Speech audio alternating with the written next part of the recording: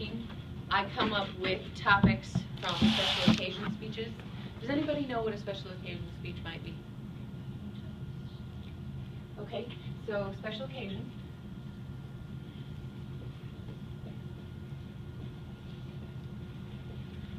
I'm thinking I have one too many letters in there. Is it the S? Yes. Oh, there we go. Okay. So a toast. Anything else? Eulogy.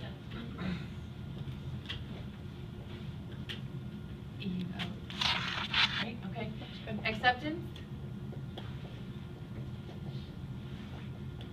What else? Sure. Commemorative is what they call it. But yes. Is that like Graduation speeches? what about like talking about someone, like So- introducing someone or something? Introducing.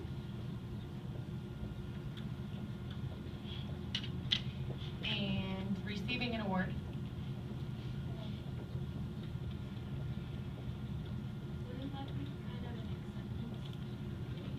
Oh, did I say, oh, sorry. How about presenting? That's what I meant. I'm trying to hurry too quickly, I guess. There we go. Okay. Presenting an award and then accepting it, because those are two different types of speeches. And then a toast, and then another one might be a roast. Those are funny. Roasts are funny as long as everybody can laugh. So if the person that is being roasted is no longer laughing, it's no longer funny, and you have to switch up the topic somehow. Because we should all be able to laugh at ourselves at least a little bit, but when the person being roasted is not laughing anymore, then it's not funny. Then you kind of have to stop. They don't do that on Comedy Central when they roast people. They just keep going. But you should stop if you can. Any other ones that we think of? Special occasion speeches? We don't want these to be very long, especially if you're graduating. You don't really want somebody to speak forever. It's great that, was it? Who's coming? Somebody was coming to Lake Area Tech to speak. Was it Obama? Mm-hmm. Okay, that's what I thought. So if he was coming to speak at Lake Area Tech, even the president, we don't want to listen to him forever, right? Right. So you want to keep them short.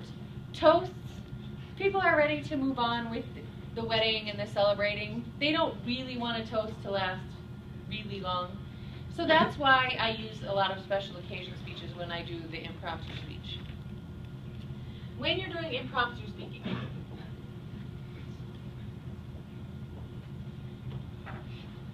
how much time do you usually have?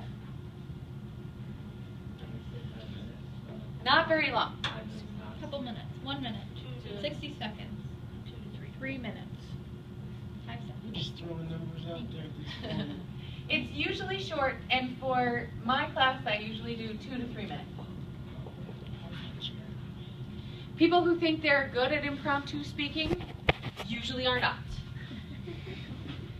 They think that they could just get up and give a speech about anything and it's no big deal.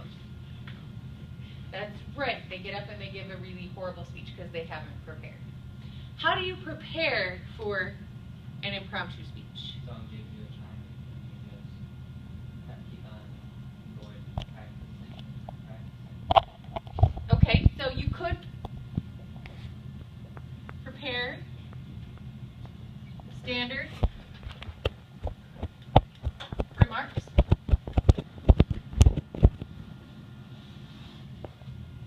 You could prepare some standard remarks, especially if you think that you are up for an award. Just pretend you're going to get it. At least that way you're prepared, right? Think of maybe the 3 people you want to thank from the back of the room to the front of the room. Wouldn't it be great if the people on the Oscars and the Emmys and all that would actually just think of 3 people they want to thank instead of being hauled off the stage? And they could even do groups of people. I thank the people that I worked with on this film. I'd like to thank my family and God. There you go. The end. Get off of the stage now. But instead they stand up there and they gush, ah! And Do you know I can't watch an award show? It drives me crazy to try and watch them. So, prepare some standard remarks. If you have time, think of 3 main points. From the back of the room to the front of the room. You can come up with 3 main points and just make sure you cover those. Remember, I've taught you how to speak using 3 main points. So now you know. When you can think of 3 things, do that. If you have time.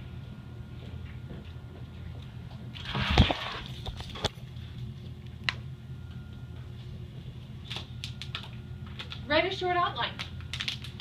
If you have time. Here I'm going to give you 2 to 3 minutes in the hallway while somebody else is speaking. So we kind of take turns and keep the flow going. When you're out there, write down 3 main points. If that's all you have time for, that's all you have time for. If you have more time, try and write an introduction. But never waste time writing a conclusion. Why? Because you can just go pick those parts out of the introduction. The conclusion is repeating the introduction, really, right? So just go pick those parts out when you need them. But you don't have to take time to write them down. Yes? Will you tell us before we go out in the hall, like, which, let's say a special occasion we're doing? Yes. Yep. I will actually have a stack of topics, and you will pick one of the pick 3 topics, excuse me. Read the 3, decide which one of the 3 you want, and put the 2 back that you're not choosing.